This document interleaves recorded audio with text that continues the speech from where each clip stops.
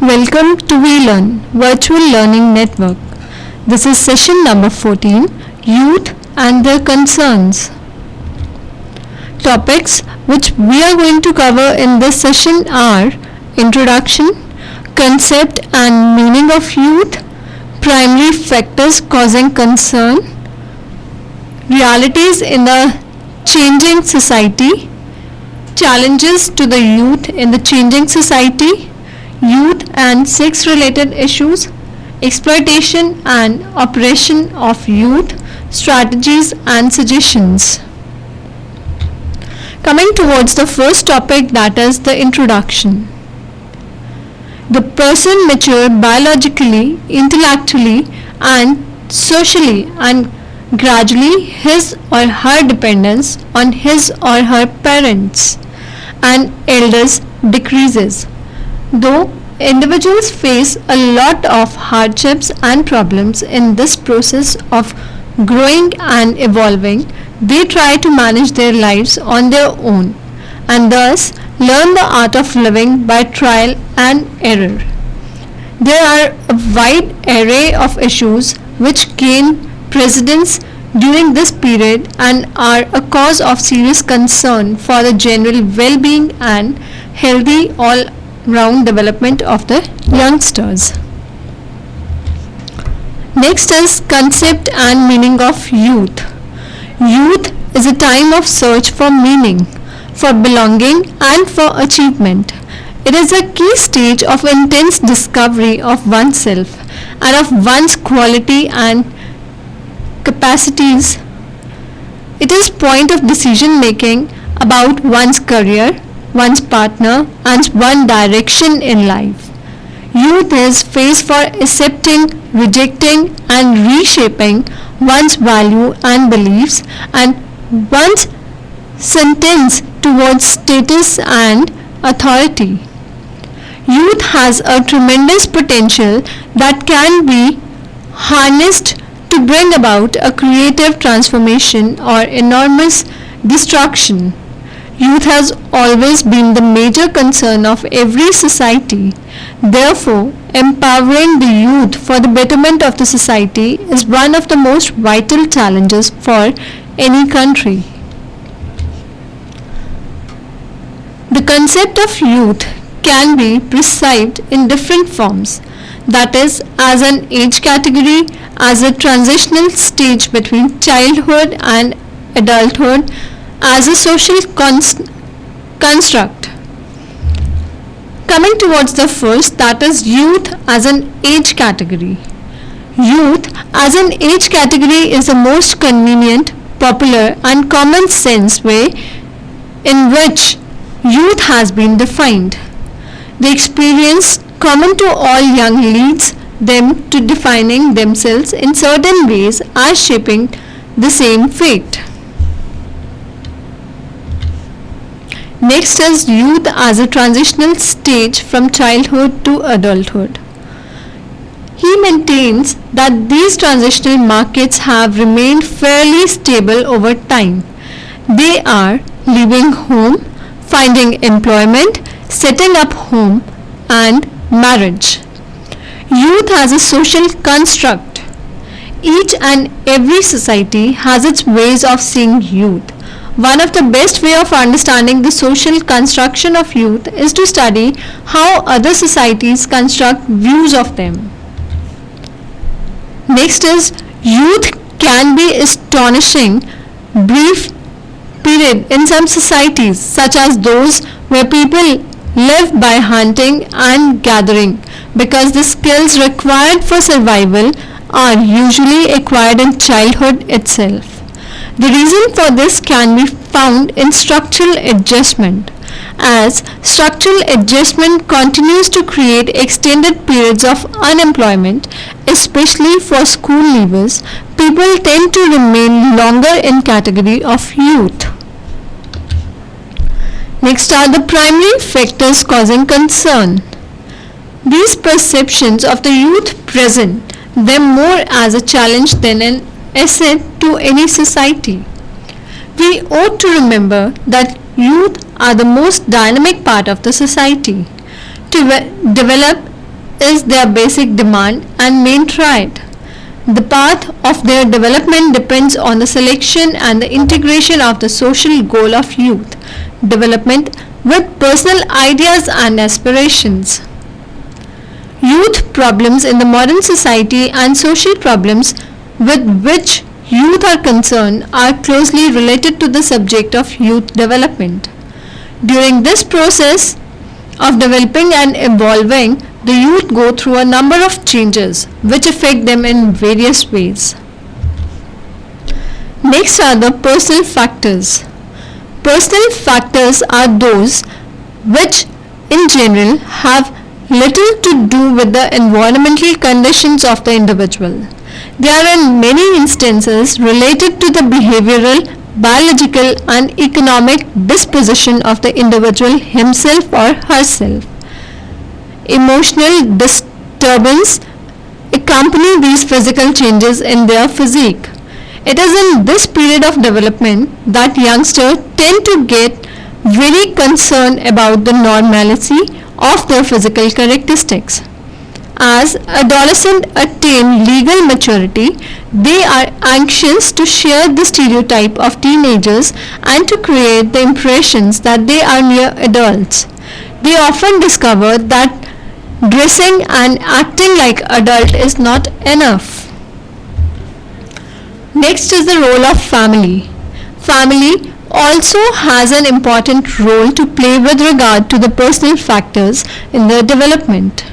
He learns initial behavior by merely imitating them and later it develops into a habit. Parents should make a conscious effort to teach their child attributes like sharing, respect for others, etc.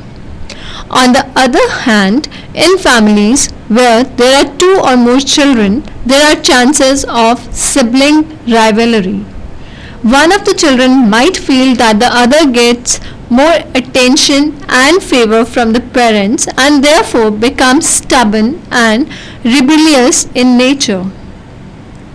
It is in the hands of the parents to handle these circumstances carefully and also make the children realize their mistake and rectify them. Another very important role of family, especially parents in the child's life, is their expectation from him or her. If the parents are very ambitious for their children, they might directly or indirectly pressure them to perform well.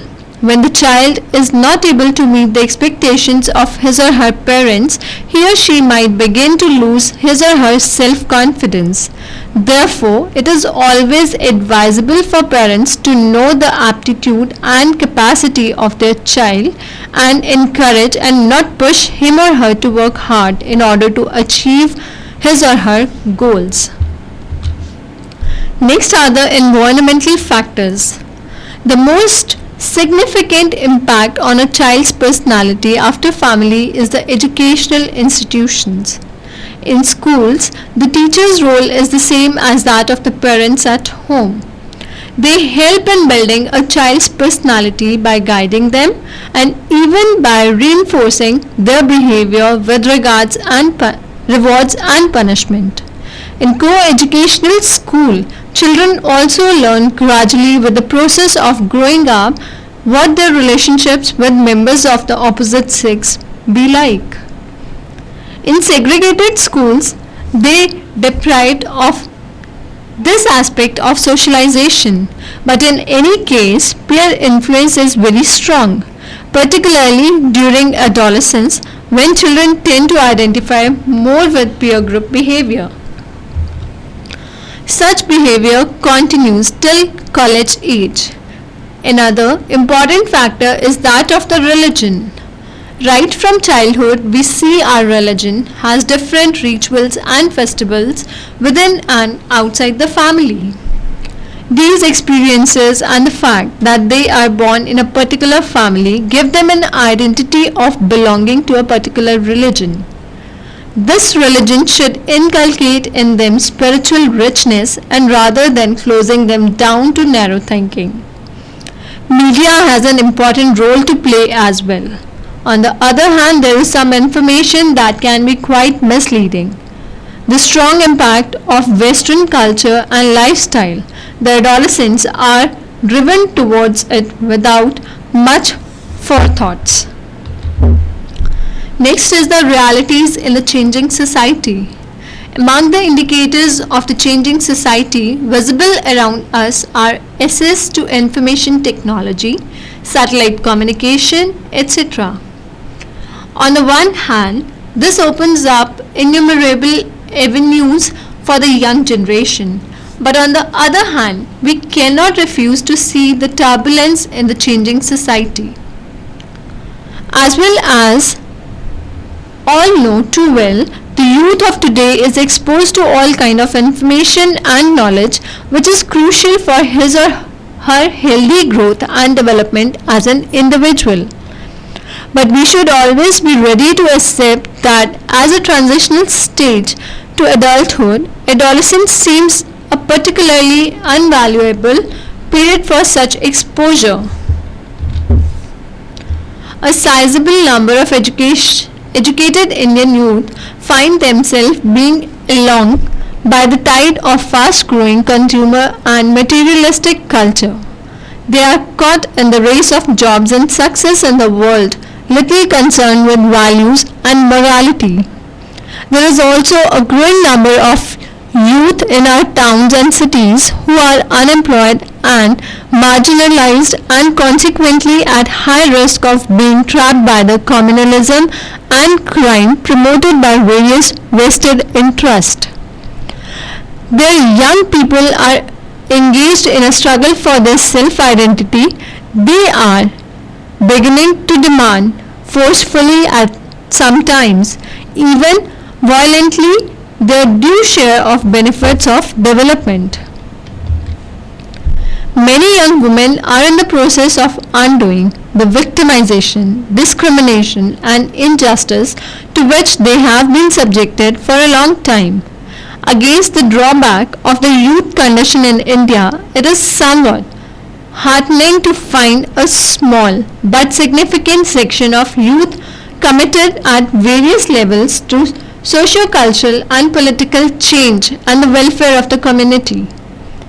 The many social movements, organizations and processes that have emerged in recent years have been successfully trapping the generosity, dedication and professional skills of these sections of enlightened and committed youth.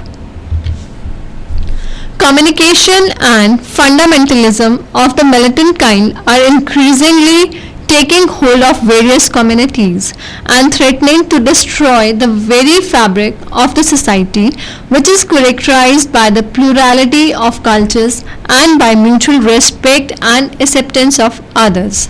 An atmosphere of brutal competition and corruption leads to the narrowing down of the individual's quest for a better life in materialistic terms. The result is a crisis of culture, identity, as well as clash with the tradition and values. Next is the challenges to the youth in the changing society. The society today is becoming more and more competitive in all respects. A mere academic qualification does not take anyone very far. One is asked to prove his or her caliber in getting things done, in working together with others, in increasing productivity and wealth. This competitive atmosphere is also visible in the personal lifestyles of the people, in the way one tries to present oneself to the public. So one needs self-confidence. A growing up young person is trying to find his or her feet amidst the turmoil of the physical and emotional changes that he or she has to deal with. Added to this is the external pressure to perform and to prove. Very few young people get the kind of support and guidance to grow in the kind of self-assurance and confidence that is needed to see them through this high pressure. The fear of not measuring up lurks deep within. Parents today add to this pressure on the young, forcing them to take up various programs of studies and exams that would ensure that the ward stand a chance in his highly competitive environment. Next are the family relationships. Relationships with the family members is another challenge of the young people. They are more and more pulled towards their peer groups and friends with whom they would like to spend most of their time. Suddenly, the doting father and the ever attentive mother may be considered a bit of the nonsense. Idealism of youth. The young person is highly idealistic. He or she is angry at the exploitation, injustice, corruption, discrimination, poverty, hunger, and other evils that threaten the harmony in society. This idealism is easily manipulated by vested interest groups that spell out their agenda in the most romantic terms. The young people are swayed by forces that would like to tap into the unselfish, impulsive energy of the young people for their own end. Risk taking. They look for exhilarating experience and accessories that are cool. The media has understood this well. The media is out to sell glamour and happiness to the youth. Have and be happy seems to be the underlying message. Relationship, happiness, satisfaction, success, everything depends on what you possess and how you appear. Next is the rural-urban divide. The rapid changes in technology has made the world smaller and brought people closer. The process of globalization opens up new opportunities in employment, business, travel, healthcare, education, and a host of other conveniences thought impossible a couple of decades ago. To reap the advantages of this process, one needs the capacity to tap into its potential, professed value, and life values. Another aspect of grave challenge to the youth is the evident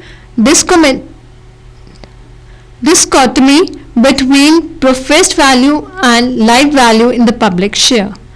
Whether it is in politics at various levels, in religion, business administration, or in education, young people are bombarded with contradictory messages from those who are supposed to be leaders.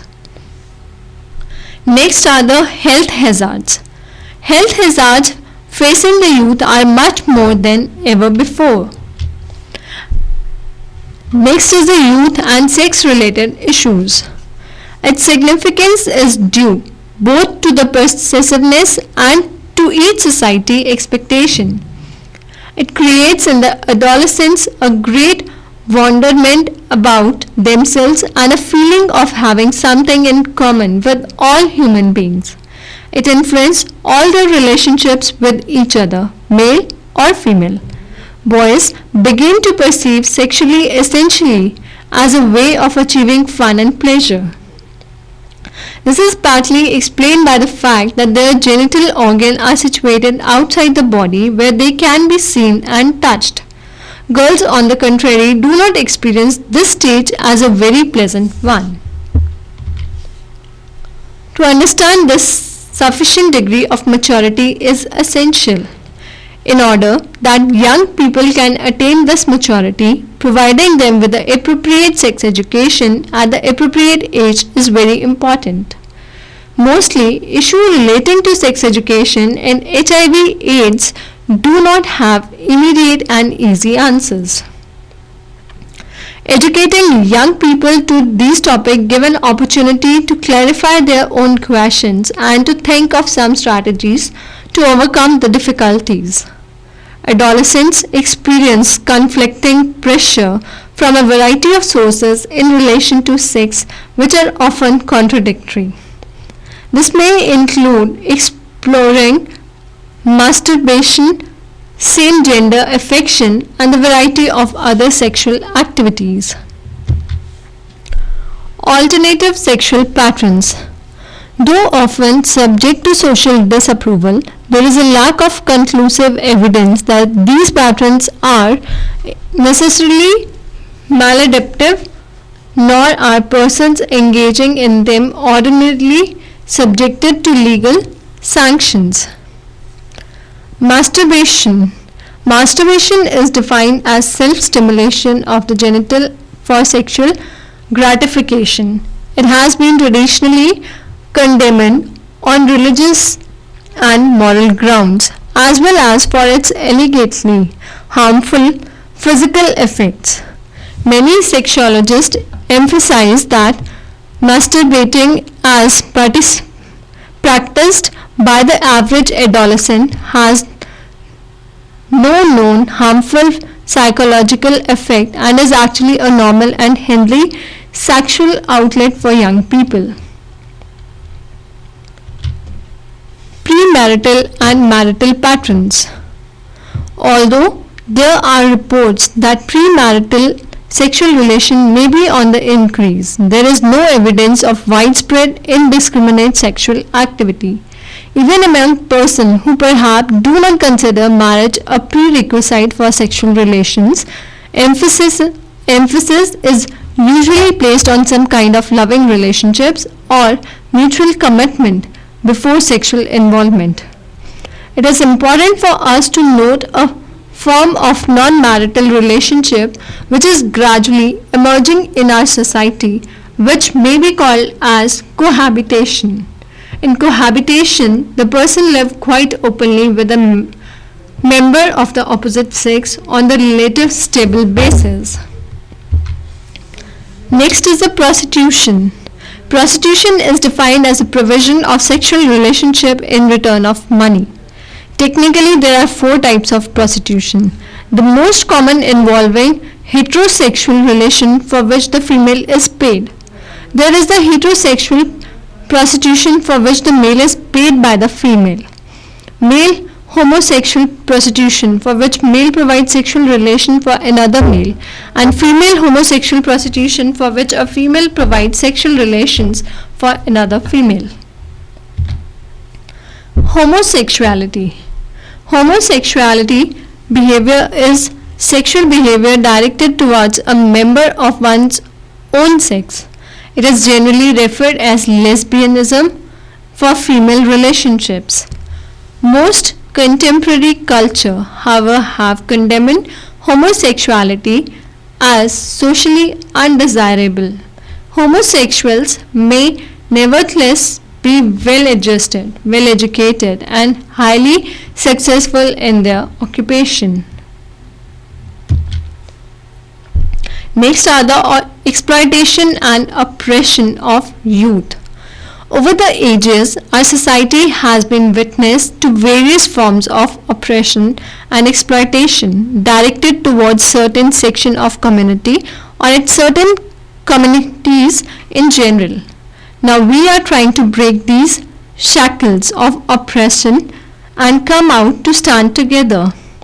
But still, many groups face oppression, including working class people, women, adolescents, scheduled caste and tribes, certain religious groups, people who are differently labeled like NCHOs, lesbians and homosexuals, people suffering from HIV, drug users, single parent, unwed mothers, street children,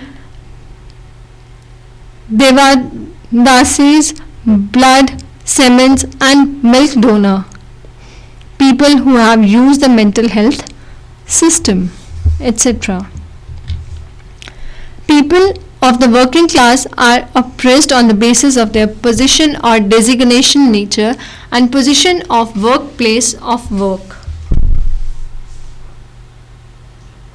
Public versus private sector, hours of work, poor pay and perks, poor housing and opportunities for education, and limited access to lawful means of improving these needs and conditions.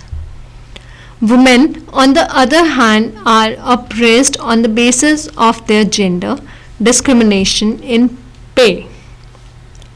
Limitation in opportunities for education, political participation, religious participation, and job opportunities.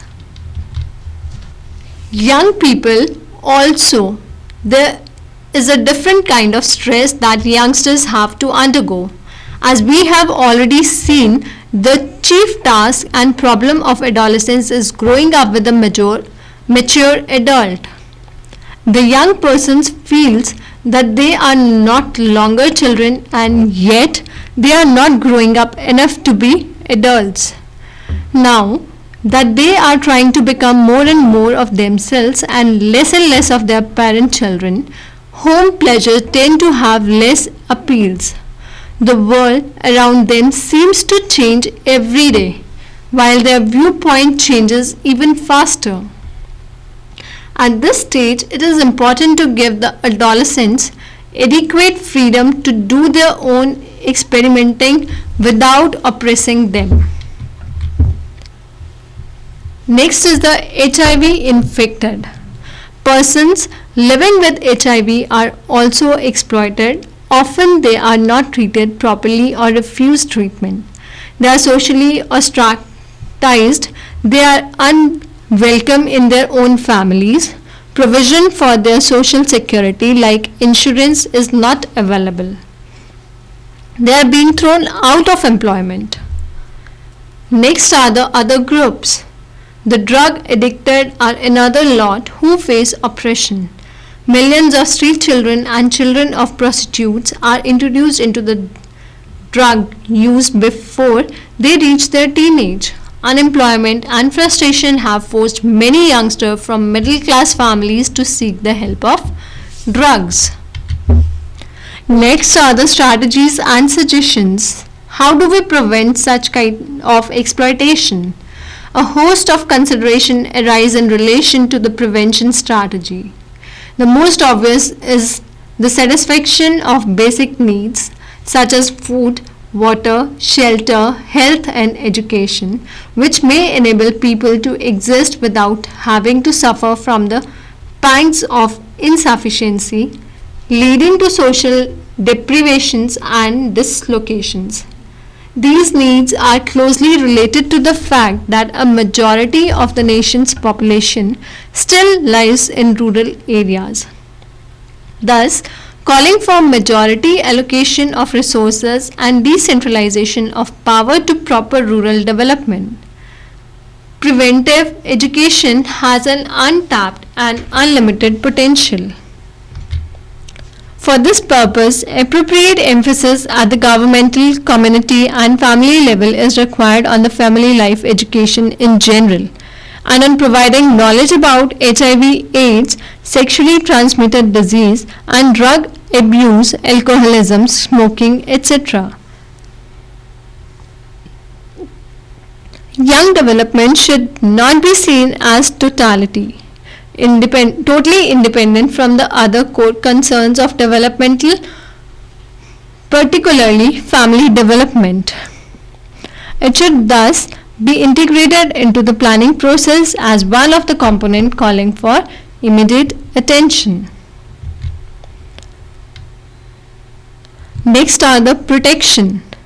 The role of laws, policies and measures to protect children and youth hold great importance.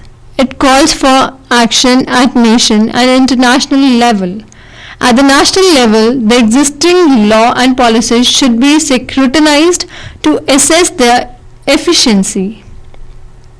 Various discriminatory laws exist against children and youth on grounds of gender, race and social origin. Female youth are not treated universally at par with male youth in many areas of law and practice. Various laws, particularly on social welfare and social security, exist only on papers.